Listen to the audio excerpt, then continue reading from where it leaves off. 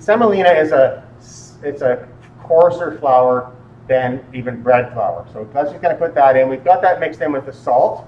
So she's going to put it in the bowl and make a well, and so is Noor over here. So we're just going to make like a little well or a volcano in the center. And then we've got an egg for Leslie. This is just egg pasta, and the egg will add protein, like more protein into the pasta, and then a little bit of olive oil, and that adds a little bit of lubrication to the dough as it's rolling out. And Noor has the tomato puree, and I put the olive oil in with that tomato puree already. So this one is vegetarian. This one has an egg in it. You could also make the same pasta by using water instead of an egg or tomato puree. But whatever the liquid is that you use, you need about 60 ml of liquid to go in with your flour. So they're just going to mix and start to pull the flour into the center of the egg, and then it's going to start to form a bit of a crumbly dough. They're going to knead that several times until it forms into a smooth ball of dough.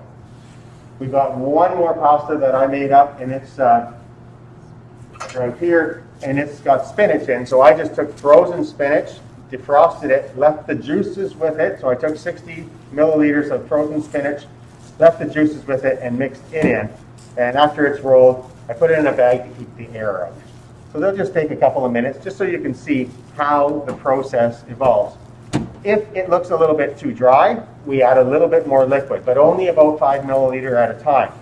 If it's too moist, we're going to add some more flour. So how do you tell if it's too moist or too dry? Well, we're looking for something, the consistency of plasticine. If you squeeze it and it sticks to your hand, it's too wet. You need to add a little bit more flour.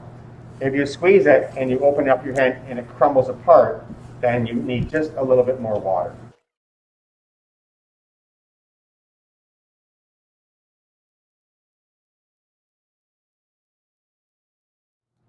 So it's just starting to come together now. I'm just going to give that a little squeeze, and it's feeling really nice. And we've got, just get some plastic wrap or a plastic bag, and just put it into a plastic wrap or a plastic bag after you've kneaded this. And that will allow the flour to continue absorbing the liquid that's in there. And it will also just kind of let this rest and soften a bit before we get to the next step.